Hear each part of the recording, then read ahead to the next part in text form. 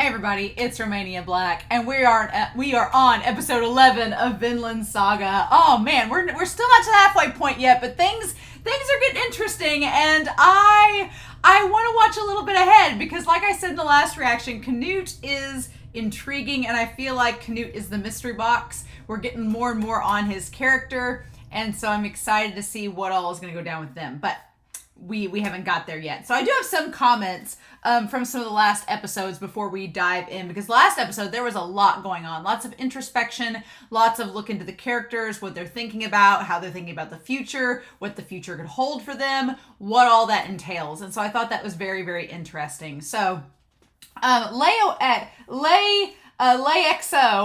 talked about, I know the season 2 trailers come out, and we had this conversation in the comments about how they were saying that the trailer gives away a lot of things, and I agree. I feel like with Vinland Saga, I've watched trailers for other series like going into the next season because I don't feel like there's the mystery that Vinland Saga, it kind of reminds me a lot of Attack on Titan. With Attack on Titan, I didn't want to see any trailers or anything like that. I really didn't have time, but going into this final season for that series, I'm not going to watch any of the trailers. I want to go in as blind as possible. And I honestly think I want to do the same for this series. It's not going to be that long of a wait. I'm going to finish this around October, and then I think I'm going to watch like one little short 12 episode series. I've timed it out. It will actually work out really well. I can end Vinland Saga season 1, watch one short 12 episode series of an anime, and then start in with season 2 in January. It'll all time out really well. So I think that's what I'm going to do. So since that's the case, and we've just got like a short brief period of time before we jump into the second season, I don't think I'm going to watch the preview for it. Now,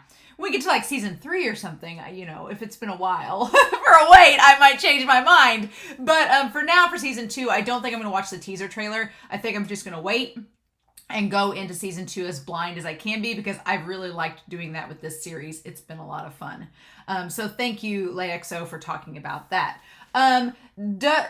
Faro, you've been like commenting for ages, but talked about how onion soup was given to soldiers to see if there were any stomach or bowel punctures from back in episode 9.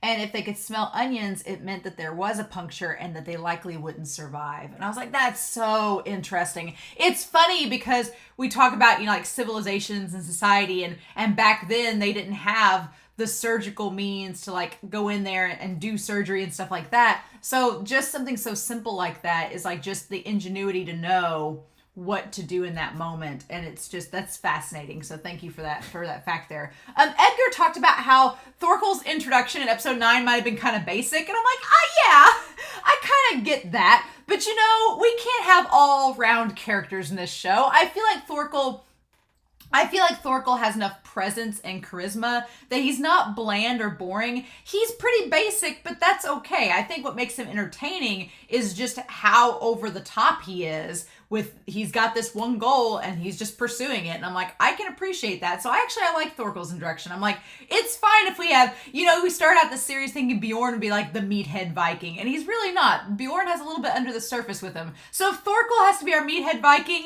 I'm fine with that. You know, we can't all be complex characters like Askeladd and Thorfinn. We can't all be like that, right? So I really liked that. Apparently he's a waifu in the fandom. I'm like, get on that for the poll, for the bracket for waifus. Put Thorkel on there. He might make it up a few rounds. Who knows? But also, I really liked how Edgar talked about Thorfinn saying that he was going to offer Askeladd's heart to appease his father's spirit. And that just showing, as Edgar says, that shows he's completely lost his way from Thor's teachings. Like he's completely, even though in the last episode we see him dreaming about Thor's teachings, and Thor's like, it's almost like his subconscious is trying to remind him like, hey, you're old enough now. Maybe you should go back to those things your dad was trying to tell you and do them. And Thorfinn's just like, no, revenge. And so I feel like Canute, like I said in the last reaction, is going to be that opposite side of the coin. That if Thorfinn and Canute meet, that could be interesting, because we've seen from Canute in the last episode, they seem to be living by the same principles that maybe Thor's was. So if they could meet Thorfinn and kind of remind Thorfinn of all those teachings, that might be interesting.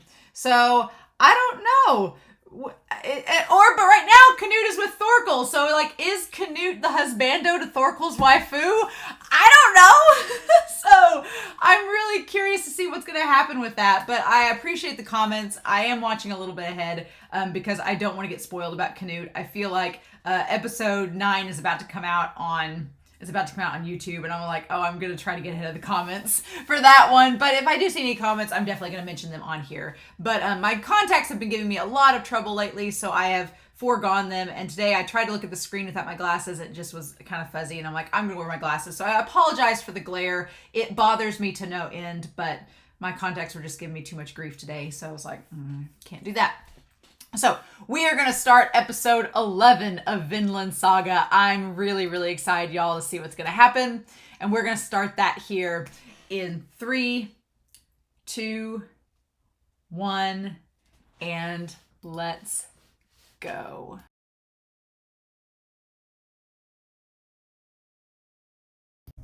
Oh, this gets more interesting. This gets much more interesting as we go.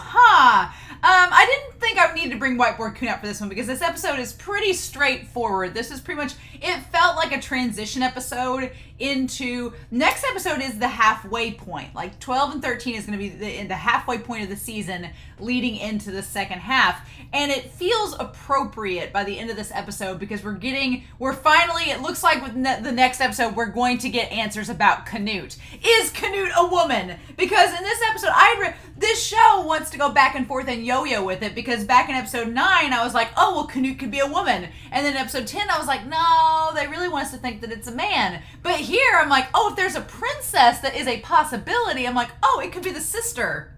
She could have gone all Mulan on us and gone in the place of her brother to go on the front lines. Her brother could even be dead. We don't know. But all the guys there are like, oh, is this a man? Like, okay, interesting. Is it a man or is it not? Or maybe it's just a very effeminate looking guy and that Canute has a pretty face.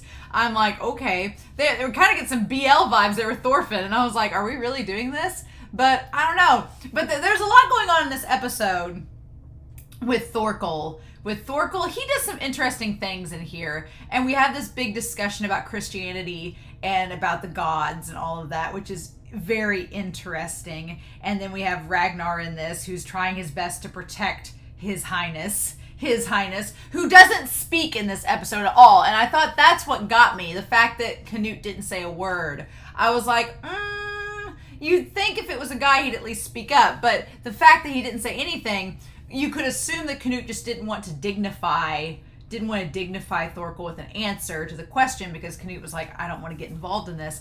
Or Canute could be a woman. So that big old heavy coat's on there. So I don't know. I'm so curious, right?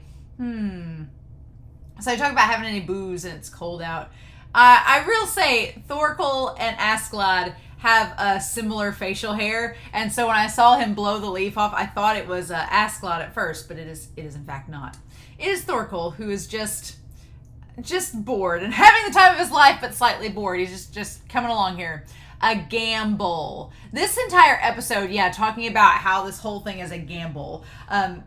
Thorkel's gambling, Ragnar's gambling, Askeladd is gambling, Bjorn's calling him out on it. It's like, we'll talk about Bjorn and Askeladd in this episode.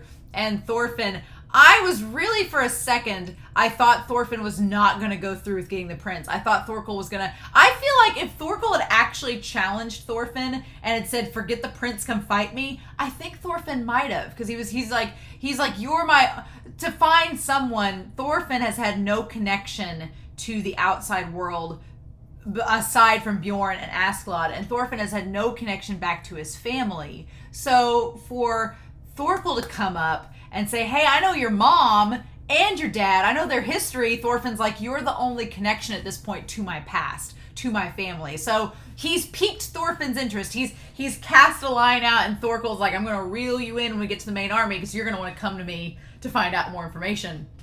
And I really thought that Thorkel was going to fight him, but Thorkel may not be as dumb as he looks. He may have been like, wow, in the midst of this fire, maybe this is not the appropriate environment to fight. You'll probably die, and that won't be fun for me. So let's go somewhere where the battlefield's much bigger and sprawling, and I have more chances to kill not only you, but other people, and not have to worry about this fire business. So even though in the moment I was like, that seems so out of character for Thorkel, it doesn't. He's not dumb. We find out in this episode he's not an idiot. He's smart. He's figured things out. He's so charismatic and optimistic and like gung-ho. He comes across, he's a sunshine character. Damn it, Thorkel's a sunshine character. He just happens to be murderous. That's the main difference, right? So he's like, everything tastes good in autumn, especially fish, cod, trout, and herring. Our pescatarian here, he's like, oh yeah, there's other meat, but yeah, right, yeah, sure. But he's really into the fish. So you could tell he's been on a ship a long time. He's been on a ship. He's ate a lot of seafood. He's gotten kind of accustomed to that. So that's a nice little world building tip about Thorkel without having to come out and say it. He didn't have to be like, oh, I sailed on a ship all my life, so I've grown accustomed to fish. No, just him kind of showing affinity for it is enough for the audience to kind of piece these little things together. And I like that we have all these guys as they're walking. It's like they're talking about the colonization that they've had in England. As they've gone throughout England, they've kind of assimilated and colonized different cultures, and so they're taking, the spoils are the food and the drink, and they're like, I wanted some salted sausage and some dark beer, and I was like, oh, a craft beer. But then I think of England, I'm like, oh, it's like, Guinness, like a stout or something like that it's a different type of beer. Thorfinn said his dad was used to mead, and this is like something different, right? Salted sausage with dark beer, and they're like, give me some. And they're like, sure. At first I thought it was weird, but I got used to English beer. I like cheese with my beer. Like, they're just, these guys, this murderous 500 men are just roaming about talking about how they like cheddar and cheese and beer. Like, just a bunch of jocks, just a bunch of bros talking about it. And they're like, enough about food. It's all about the women. The women here are so classy. They're exactly my type. Oh, I know what you mean. They've got modesty. So we see the woman there, and she's all like, and it says, you must not commit adultery. Oh, so it's like the women there, they're talking about like, oh, these women are so modest because of their religion that, they're much classier than the ladies back home. Maybe it's because they're Christian. And the one guy's like, oh, Christianity's nice. I'm like, he's like, if it gets me good food and women, sure, it's popular. Maybe I should convert.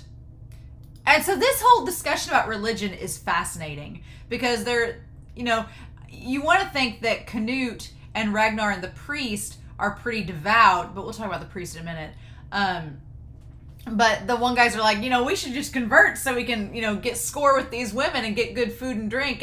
And what's his face? Algier or whatever his name is. He's like, I don't want to convert. If you're Christian, they're always telling you to not do this or that. I saw a statue of the guy they worship in London. So this guy, he talks about, like, in Christianity, their religion, the ones that they believe in, like Odin and the Norse gods, they're like, we do whatever we want. And the whole idea is to get into Valhalla. As long as you fight a strong opponent, you'll get into Valhalla. But he's like, oh, with this Christianity, they're telling you what you can and can't do. And he's like, and I saw Jesus, the guy that they worship in London, he looked so weak. You'll get punished for saying that. He said he's so skinny that Thor could knock him out with his hammer in an instant. And that's so fascinating because they're just, to them, with their stories of their gods, they just think of how like strong they are, and they just think of the actions that they do to get into Valhalla. Whereas with Christianity, it's more about the idealism of it, and it's about the actions. It's so different, right? Because they're looking at Jesus. First, they look at Jesus on the cross and they think, oh, he's a skinny guy, he couldn't fight. And I'm like, well, the whole point of Jesus in Christianity is that he doesn't fight. He dies so that others don't have to either. So that's the whole point. And so they don't know anything about the religion. They just know what's associated with it as far as food and women, but they don't know the actual beliefs or cultures. And so they just judge the image of Jesus based on how he looks without knowing anything about the religion whatsoever, which is funny in a way. Like, I heard he's a magician.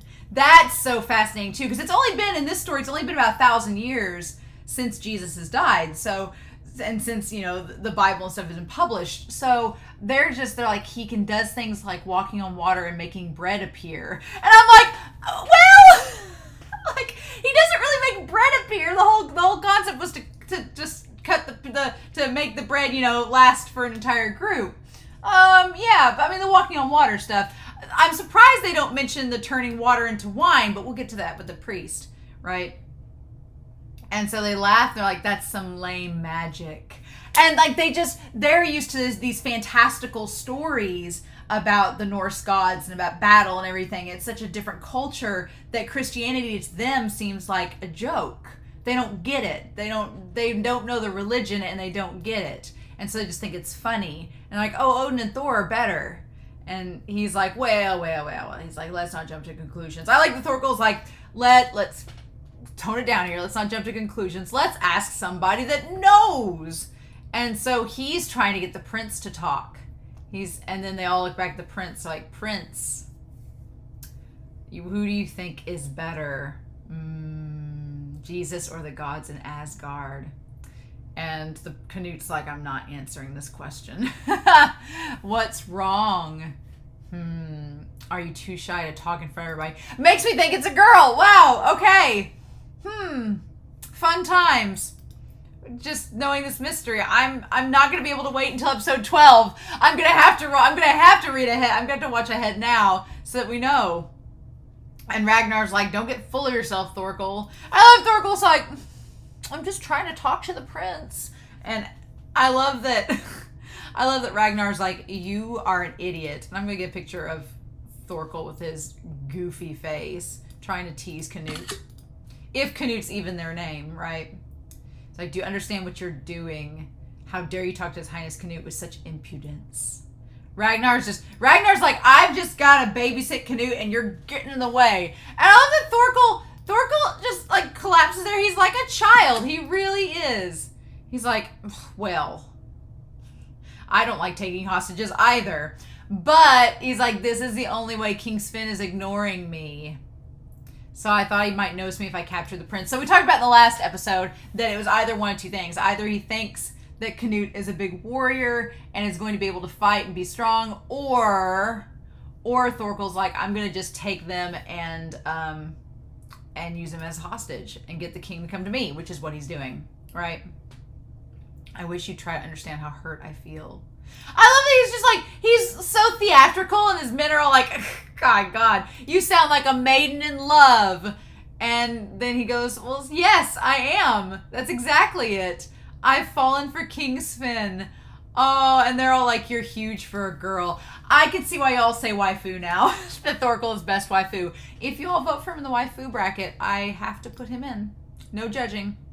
You're the king of the Northern Sea. You really fell for him. Ah, interesting.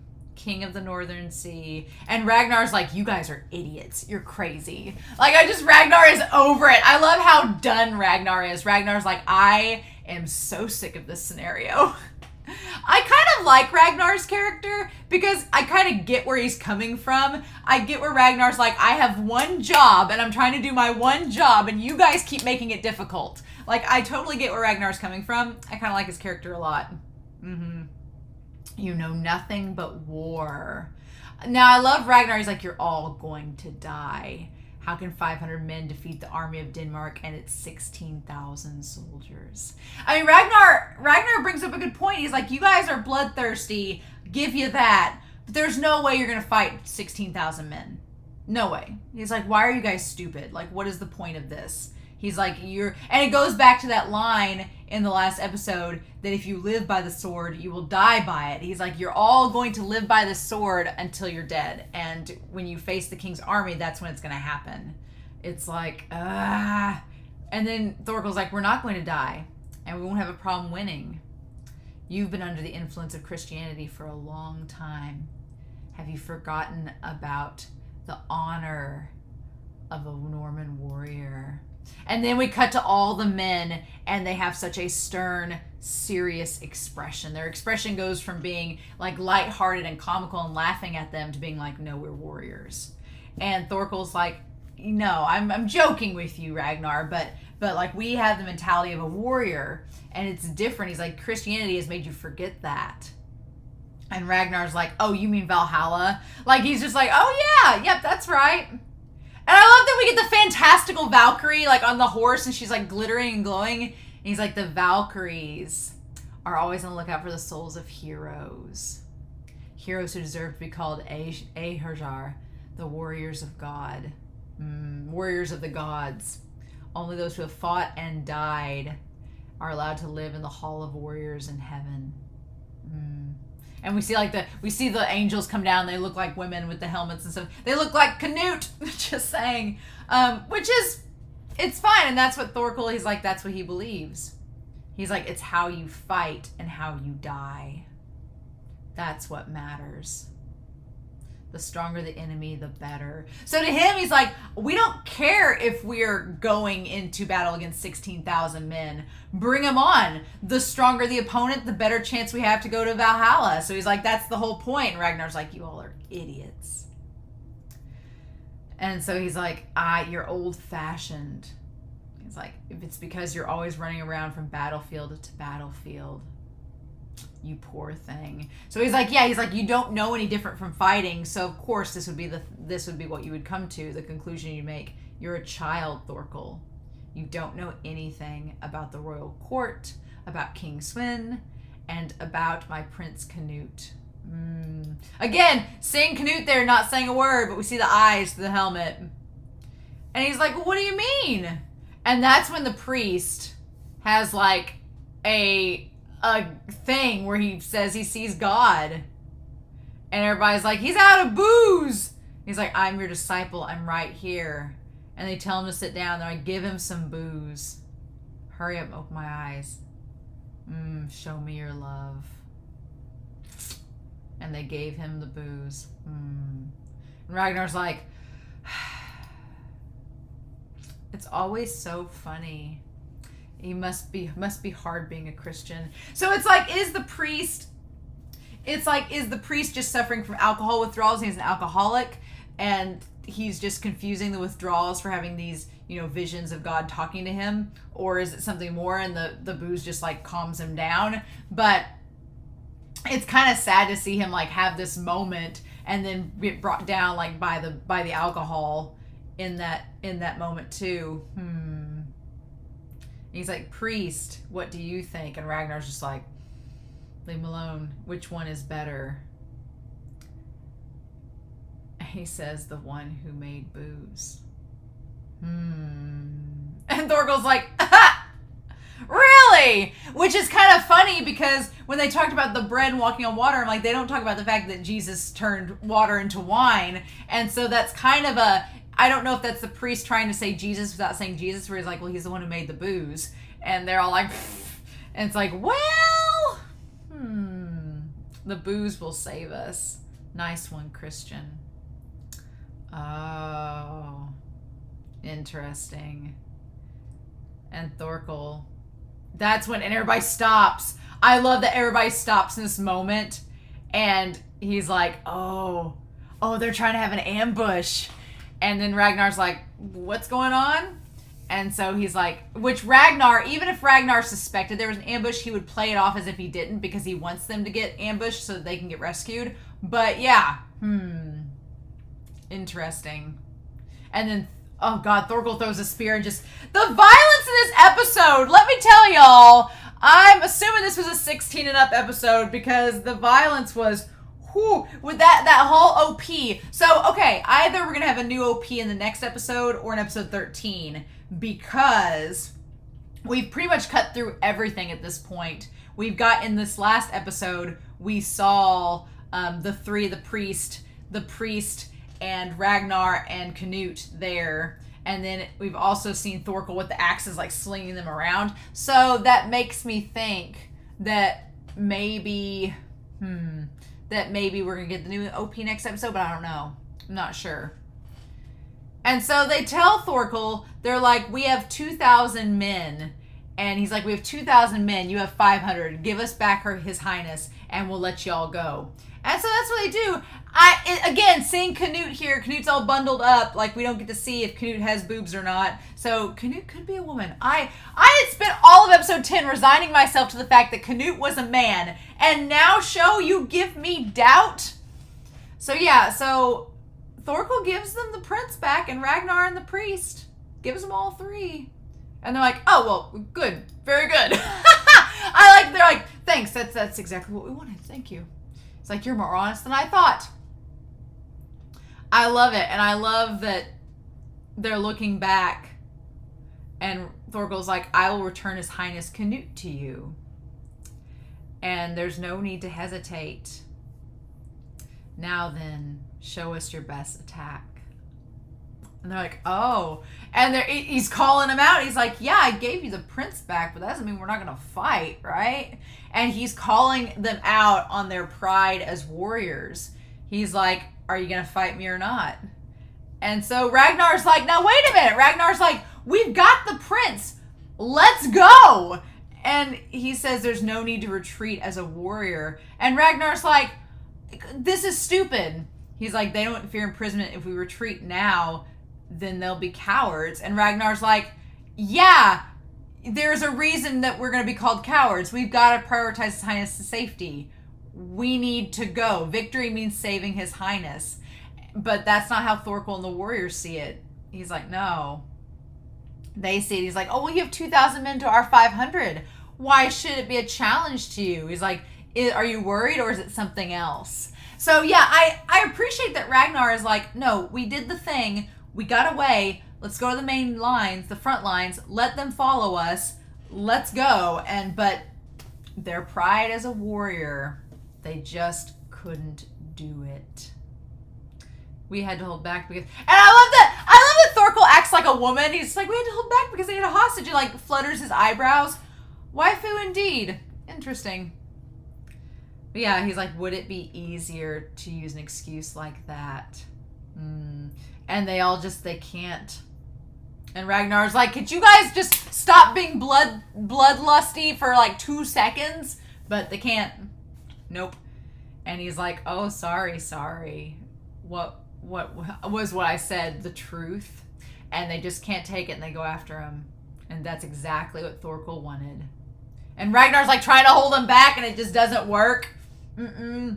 Just does not work. Oh my god. I love it. It's just they just go to town. And like people are getting decapitated. So I love that. Did the ears guy not die with Askeladd's group then? Did he not die? I feel like he didn't. He's like, there's movement. And they've started. And Askeladd's like, well, duh. Anyone could have heard that. I'm like, then why'd you use him? He's like, the wind's good. All right. And so he tells them all to use the oil like they planned. God, Thorkel just like slaughtering these men, like taking his axe and just there's hands and heads flying everywhere. It's like, oh my god. And he's just having the time of his life. Oh. And like he chops off the heads and the tree in one swing. Like Thorkel is dangerous. He is deadly, y'all. And then yeah, and Ragnar's like, you idiots, protect His Highness. This is turning out the same way London did. Yeah, it's like, no, they all got lured in there and just got wiped out. Ugh. You're like, 2,000, what are they talking about? There's only 400. So it was a bluff. There was only 400 guys left. That's right. So in the last episode, that's right. There were originally 4,000 men and 400 of them were left. And so they lied and said there were 2,000, but really there's only 400. It's like, okay, that makes much more sense. But yeah, he's like, there's only 400 guys here. He's like, this will be over in half an hour. Oh my god. And that's when he smells the charcoal, or he smells something burning. And it's like the oil and everything that they've spread on the leaves. Askeladd's no slouch. It's a genius plan. He's like, we're going to burn the forest down, and we're going to burn it down and use it to rat him out. It's upwind. Oh. And so, yeah, they light it on fire, and it's just like the thing of all the men being on fire, the deer, the horses, like everything just catches on fire in this inferno. All the dead leaves there. And the one guy, the right-hand man to Thorkel, he's an interesting character. So he's like, and he tells Thorkel, he's like, we need to go. We need to get downwind. He's like, I'm not going to just die here from a fire when it was pointless. He's like, dying from this forest fire is not the same as going to Valhalla. It's not the same as dying in battle. He's like, this would be stupid to die in. Let's leave, cut our losses, and come back again later. Or come back later when something's not burning. And I think that's really, I think his words kind of reach Thorkel and keep him from fighting Thorfinn in that moment. I think that his friend's words here is like, oh. But he does, but Thorkel's pretty smart. He's like, this is not just an ordinary forest fire. This was intentional. And he's like, it wasn't these guys. It wasn't the Saxons or Ragnar's group. He's like, they wouldn't burn themselves. They're trying to save the prince. He's like, no, it was a third party. And he gets all excited and riled up. He's like, oh, it's a third party. He's like, yes. He's like, I'm excited. There's another one in the fray. Maybe they'll fight me. And it's like, oh my God. So Askeladd, we cut back to him. And he's like, it's pretty dry out. So he's like, we've seen how, he's like, it's dry out. So we can burn the forest down and like snuff them out. I like Bjorn in this scene. Bjorn makes the comment, he's like, this is horrible. There's lots of ways to die, but I wouldn't want to die like that. Like, yeah, burning to death does not sound fun. And Askeladd's like, yeah, it's a painful and boring way to die. It'd help us out if Thorkel died in this fire. And he's like, nah, that monster would never die from a tiny fire like this. It's like, ugh. He's like, my goal is just to confuse them. And he has Thorfinn come in. And he has them pour water on Thorfinn so that he won't instantly burn up in the inferno. They didn't pour any on the poor horse, though. Could have poured some on the horse so he could have made it, you know. They don't do that. He has a helmet with a feather and a red cape. And Thorfinn's like, I hate you. And he's like, okay, go. He's like, go sick him, boy. Like, just treating him like a dog. And so then there's this interesting conversation between Bjorn and Askeladd. And he's like, so Askeladd, maybe we should have joined Ragnar's 400 men. I feel like, so Bjorn's acknowledging that they knew that there was 400 men for them. He's like, we'd be even against Thorkel. And Askeladd's like, even? No. We can't win by being even. Even if we won, Ragnar's men would take the prize. He's like, one, being even with Thorkel is not enough to win. He's like, we need to be more than that. Two, we would get none of the spoils. Ragnar would take it all, and we just volunteered our time. He's like, no, we should not have joined them. That would not have been good. He's like, and then they're like, oh, it's a deer. It's all or nothing. It's a gamble. It's like, even if we ended up burning Canute, even if then we'll just pretend we don't know anything. The deer getting burned up and then being like, oh, it's a deer on fire. Oh, it's venison. It's like, oh my God. But yeah, Askeladd's whole philosophy is he's like, well, we can take a gamble on this because either we're going to get Canute or Canute will die and we'll just deny any involvement. And it was just it was just an accident, right? No one would ever find out we did it. And Bjorn's like, Bjorn doesn't look, he looks skeptical. He's like, well, that's what you say. He's like, if you say so, I guess. He's like, do you think Thorfinn can capture the prince, though? He's like, regardless of what you say, you actually trust him. Yeah, Bjorn sees, he's like, Askeladd, you pretend like you don't care about Thorfinn, but you do. He's like, you care about him. You trust him. You just don't want to admit it, right? That boy. And Askeladd's like, oh no, it's just easy to make use of an idiot who's not afraid of anything. It's like, he dodges that question so hard. It's like, no, you care about him. You just don't want to. It's like Askeladd has become Thorfinn's dad in the weirdest of ways. He's become like a stepdad. You know, Thorfinn had Thors, and then his stepdad Askeladd and stepmom Bjorn came in to take over raising him. So Ragnar is also surprisingly smart in this as well. He's like, he points out, he's like, look, we can't fight in this smoke. We don't know who's the enemy and who's friend or foe. He's like, that's not going to work. And so then like he hits the spear and stops the soldier. And he's like, oh, what if you'd injured his highness? And then we have the guy show up, and he's like, hey, is this His Highness? And he's like, see, you gotta check first in this smoke. But it was all a trap. It was just for them to lure themselves out so that Thorkel's men could attack, right? That was the whole purpose of it. And that guy was like, His Highness is over here, and he gets killed.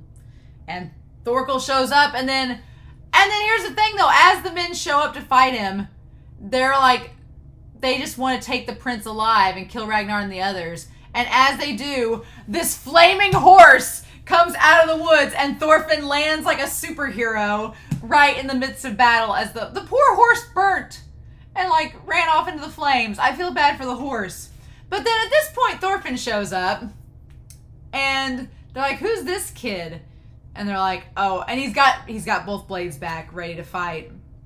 And then this guy makes the mistake of coming towards him and treats him like he wasn't anything. And I love the fake out they do. They're like, oh, this is just a kid. He won't be that harmful. And they do a fake out where they look around for him. But if you look at that guy at his feet, you can see the guy hunched over, and Thorfinn is on the inside of him, right? You can see Thorfinn's feet under that guy's feet. So the camera work tries to make you think that Thorfinn's disappeared, but he's just so small that he's underneath the guy with the blade in the neck. Oh. And the guy didn't even see it coming. He's like, oh, he disappeared? Didn't see it coming. Which gets these guys' attention. They're like, oh, we gotta fight him now. And he's like, you there, you're Prince Canute, right? I've come to save you. Wait right here. Oh, I love it. I love it, yes. And so Thorfinn goes to fight them, and it's interesting because then Thorkel shows up, and oh, Thorfinn, look at him. Looking so serious. So he debates on what to do, and right about that time, Thorkel shows up, waving the hand with the fingers missing. He's like, you're Thorfinn, right? And Thorfinn's like, I love that Thorfinn is just like, oh God, really? It's you? He's like, damn it. He's like, oh, hey, how's it going? It really is you, Thorfinn. I knew I'd see you again. It's just like, I want to take all the pictures of Thorkel because he's ridiculous. And Ragnar's like, oh my God, no. He's like, were you guys fighting him? He says, did he give you a hard time? He's a great warrior. He gave me this wound after all. He's like, if you underestimate him, you'll get hurt. I love it. And I love that Thorfinn's like, I'm about to ready to go. And he's like, no, wait a minute. And so he asks to confirm. First, he wants to confirm if they started the fire. But Thorfinn is not going to say who started the fire. So that's kind of a moot point. He's like, no. He's like, okay, fine. That's not going to work. Are you Thor's son? And is your mom's name Helga? Because Thor seems like a pretty common name. But he's like, are you Thor and Helga's child? And that gets his attention. He's like, oh. And he's like, oh, am I wrong? And then he asks, how do you know that? And then, oh my God, Thorkel's like, oh, it is you. He's like, yes. He's like, oh, good. He's like, I see. You're the son of the troll of Jomsvikings. And everyone there knows who he is. And he's like, that's why you're strong. And everyone's like, the troll of Jomsvikings? Like, he's Thor's son? He doesn't look like him at all. No, he takes after Helga's side. He's like, you know my father? He's like, of course I do. I'm like, oh my God. Like, Thorkel is a giant of a man. Oh my God. And then he says, he's the only man in the world who's stronger than me. And we get that flashback of him on the ship. He's a true warrior. And then, yeah, Thorfinn's like, oh, to see somebody like praising his dad and calling his dad, not only calling his dad a warrior, but saying he's the only one that could beat Thorkel in battle. Like, Thorkel has this legendary status about him. He's like, your dad was the only one that could beat me. And Thorfinn's like, oh, like, just, it's, his curiosity is piqued, right? And so then, of course, there's a tree that comes down and like nearly attacks them all. The forest is just burning, and these trees are going to start coming down, and people are getting caught on fire. And Thorkel's like, you know, we don't have time to talk about the past. In fact, we don't have time to do anything right now. This forest is burning down. He's like, I'll give you the prince. And I think the only reason he gave him the prince is because the tree was in the way. I think otherwise his men might have tried to grab the prince and go. But at this point, Thorkel has established, he knows that Thorfinn is like a warrior. So he's like, Thorfinn's going to come because he's a warrior, but also because he's his father's son. He knows that I know about his family. So he's like, I'll be back. I'll face you another time. You know, I'll get you, Gadget. You know, like one of those things, like a stereotypical villain line where he's like, I'll get you next time, you crazy kid. And Thorfinn's like, what? He's like, we're headed for the same place anyway, to King Sweyn's main forces. He's like, we'll meet up again at some point. You'll be victorious. Don't let me down, son of Thors. I love it. So we're setting up. You know, it's funny because I debated whether Thorfinn would actually try to fight Thorkel, or if he'd go through the mission. He did complete the mission, though. So he did complete the mission. He just was going to go after Thorkel, too, because he knows that he has to defeat Thorkel in order to battle Askeladd again. That's the thing, right? And then I like this little scene here where these guys are still looking for both their parties, and then they realize that they're on opposite sides fighting each other. It's kind of funny because they could have been friends. What might have been, but then they realize they're with the enemy, and they start fighting again. So see, that they were totally just fine walking around together looking for their own men, but the moment they realized they were on enemy lines, they took up their swords to fight one another. Live by the sword, die by the sword. Doesn't matter though, they all get rained down with arrows. And Askeladd just looks bored. He looks bored, but I wonder if that means that Askeladd's nervous. If whenever he's bored, he's actually nervous. Because he's just up against a tree like, it's fine. No big deal. Thorfinn's not back yet. And so Bjorn makes the comment, he says, Thorfinn is late. You trusted in his luck too much this time. I love that profile shot of him. So good. And he doesn't say anything. Bjorn's like, you trusted too much in him and now he's not come back. So we need to leave. So that's curious because up until now, Askeladd's always been the one to be like, okay, let's go. Hurry up, kid. But it's when he's known Thorfinn was there. Whenever he's seen Thorfinn with an eyesight, he's been like, okay, we're going to leave you. Better hurry up and pick up the pace. But he's getting more and more trustworthy of him to come back. And we see kind of the stone coldness of his eyes. Bjorn's like, we've always retreated before and left the kid behind. Why is this any different? He says, it doesn't matter. I didn't lose anything. So yeah, Bjorn's like, it doesn't matter if Thorfinn doesn't come back. It's no skin off my back. What about you, Askeladd? And he's like, there's more of them. Hurry up and take away your dead. And that's when we see Thorfinn does show up with the prince, the priest, and Ragnar and one of the men. I brought the prince. And Askeladd's like, oh, look at you. You managed to do it. And we don't get to see Bjorn's reaction, but Askeladd's like, And they bow before the prince because they want to make a good impression before they sell him off to whoever pays them the most. And Ragnar's not happy. Ragnar's like, your plan got our men scattered. They killed our men. You're going to pay for this. It was stupid. And I like that Askeladd's like, well, you would have been destroyed by Thorkel, so what's the difference? And Ragnar says, in this situation, you have no choice but to entrust the prince's safety with you lot. Protect his highness. Send the troops to the main army. And Askeladd says that he'll accept the request. But he says, I want to see his highness's face. So does Askeladd know? Does Askeladd have a sixth sense where he's like, I know that's a lady. Let me see her face. So Askeladd's like, I want to see who it is. And it's like, whoa, okay. And then Canute's like, fine. I wonder if the priest is Canute. Wouldn't that be funny? I was thinking that. I'm like, the priest manages to survive, and the priest has been drowning themselves in alcohol and kind of doing this whole thing. It would make sense if they both were raised Christian, Canute and his sister. If they both were raised Christian, they would know all the sayings and everything. So what? And maybe back then when when things were getting tense between Ragnar and Canute and Thorkel, the priest stood up and broke the tension. Maybe that was intentional to try to like shift the focus onto him from Canute, right? Maybe, I mean, they're both blondes. The king has dark hair, but they're both blondes.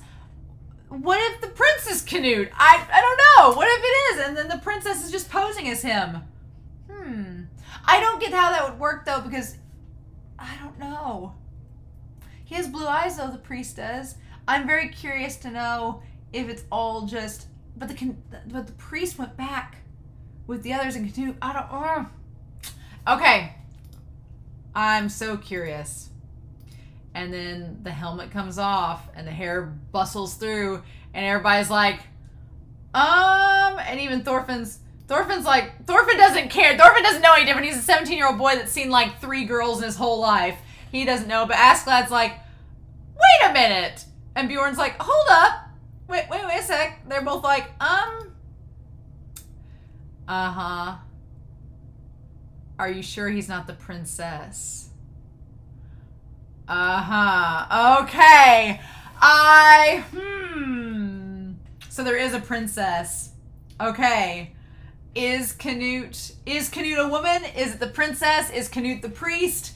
I'm like, you would think during the battle, my point was during the battle that the priest could have ran off or the priest could have been killed, but Ragnar seemed pretty intent on saving both of them.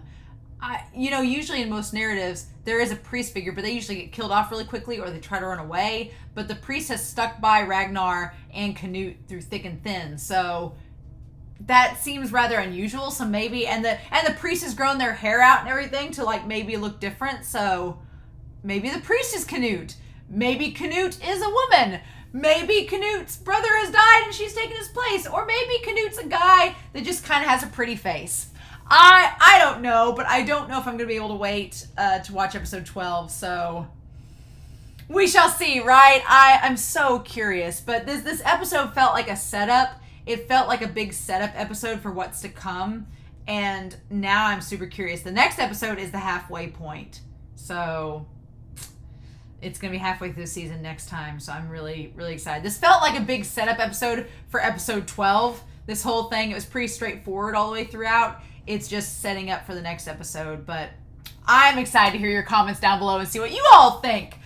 Please no spoilers, but I'm excited to hear your thoughts down below about the episode, about Thorkel, about Askeladd and Bjorn's conversation, about Thorfinn coming in like a BL hero. If Canute's actually a dude, then it's like a BL, but if not, I'm like, I've wanted Thorfinn and Canute to talk.